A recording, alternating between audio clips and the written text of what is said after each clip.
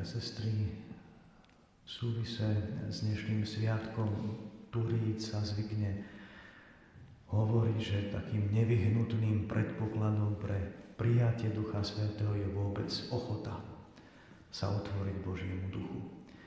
A ešte jestvujú postoje životné, ktoré už z povahy veci nás uzatvárajú Duchu Svätému, a naopak sú postoje, ktoré nás už z povahy veci otvárajú Duchu Svätému. A medzi takéto postoje rozhodne patrí aj životný postoj modlitby. Vidíme v Evanjeliu aj v skutkoch apoštolských samotných apoštolov, ako niekoľko dní pred tými Túricami jednomyselne, vytrvalo sa modlia so ženami, najmä s Pannou Máriou, ktorá vlastne jediná mala tú osobnú skúsenosť s Duchom Svätým. Pre ňu prvými Túricami to bolo zvestovanie.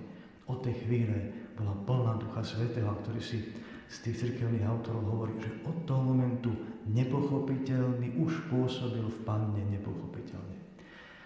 Čo je zvláštne, po Túricách odrazu Panna Mária sa ako si vytráca z tých stránok Svätého písma. Apoštoli naopak plní Ducha Svätého vyrazia, nesú to evanjelium do končín sveta.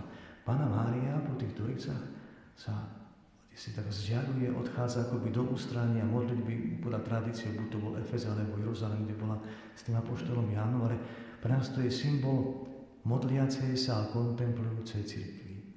Ona je akoby tou prvou klauzúrnou dušou, na ktorú potom budú zhliadať celé generácie svetcov, mystikov, Bohu zasvetených. Panna Mária prvá Bohu zasvetená. Bol to, tuším, svätý Vincent de Paul, ktorý povedal, že cez modlitbu k nám prichádza všetko dobro.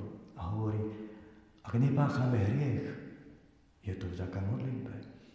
Ak vytrváme, sme verení v povolaní, v manželskom a v kňazskom, je to vďaka modlitbe. Ak vytrváme vo viere a budeme spasení za to všetko, patrí vďaka Bohu a modlitbe. Isté existujú rôzne formy, druhé spôsoby modlitby, ale ako trefne počiarkuje, ktorý si z tých starobilých cirkevných otcov hovorí, ak hovorím o modlitbe, nedomnievaj sa, že mám na mysli slova, že ide o slova. Je to túžba po Bohu. Cez ktorú sa duša prihovára Bohu aj bez slov. Presne ako to píše apoštol Pavol, tuším, v liste Rimanom, sám duch sa prihovára za nás nevysloviteľnými výstupmi. To je ten habituálny postoj modlitby, akoby to nastavenie vnútra. A keďže ku každému z nás Boh tú svoju tvár nakladá trochu inak, pretože sme origináli a nie kopie, tak aj tá naša cesta späť k Bohu, cestu modlitbu, u každého je trošku iná. Terezia z Lizie vravievala, neprejde 1 minúta, aby som si nespomenul na Pána Boha. Tak tam asi nie sme. Svätý František Saleský hovorí mal čosi o 4 hodine, tak mám to trošku posunuté. Otázke, kde sme asi my na tej časovej osi toho rozpamätúvania sa na Boha. Vieme, že Páter Pio sa takmer neustále modlieval ruženec, jeho súčasník Don Dolindo, ten zas nosieval ten ruženček stále v ruke. Dokonca aj keď kázal, tak ho mal v ruke. Sa ho pýtali, že prečo stále má v rukách ten ruženec? A on hovorí, to je môj karabín na diabla. Karabín to bola taká historická, krátka, ľahká puška. Od toho potom dostali názov aj tí talianskí vojaci karabinieri. A Don Dolindo bol Talian, takému to bolo blízka tá symbolika. No a keďže vedel, že je členom zápasiacej cirkvi, bojujúcej s Božím nepriateľom, tak potreboval byť vyzbrojený. Aký by to bol vojak, však bez pušky, bez karabíny.